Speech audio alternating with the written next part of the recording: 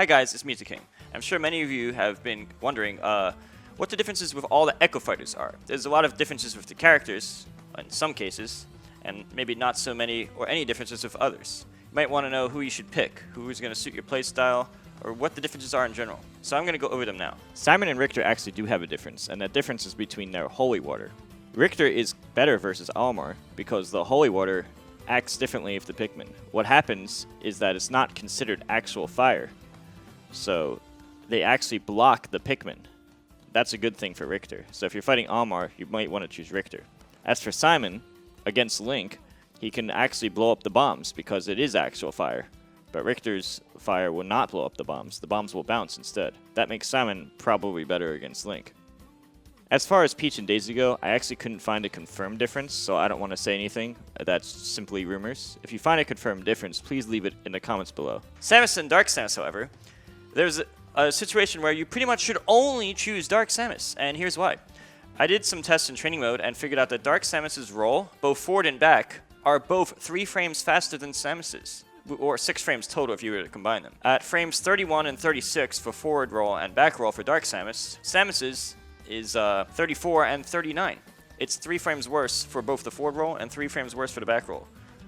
That means that there's pretty much no reason to use Samus over Dark Samus. Hopefully Nintendo fixes this in balance patches and gives some incentive to use Samus, as well as other additions to separate the two. I do think balance patches to separate the characters more, particularly Samus, Dark Samus, Peach, Daisy, Simon, and Richter, particularly these 3, should have more incentive to use one over the other, some strengths and weaknesses on each. Speaking of strengths and weaknesses on each, the most common complaint in the past was also that Pit and Dark Pit were so similar.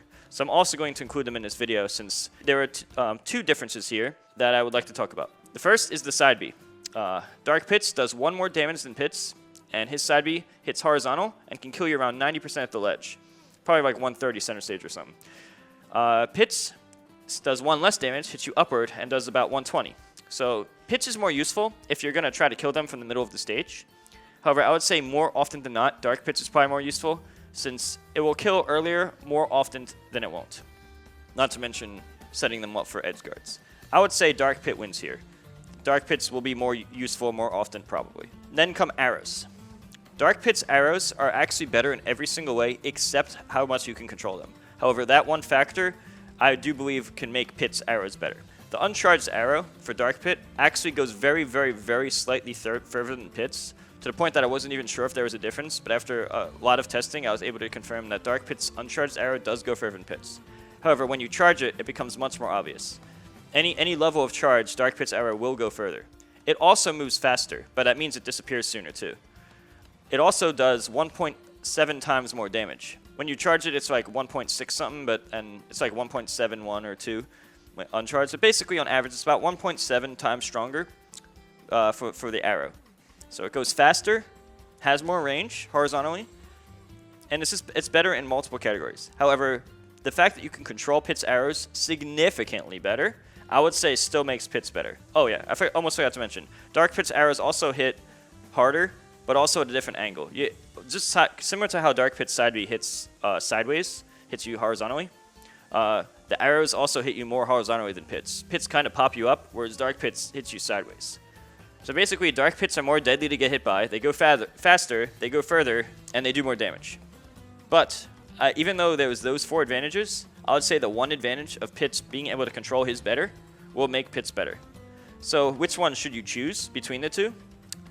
That depends how good you are with arrows. I would say that if you're very skillful with arrows, Pit will definitely be the better choice. But if you think, oh, for some reason I'm just not going to try to make my playstyle around arrows, which I don't know why you would do that.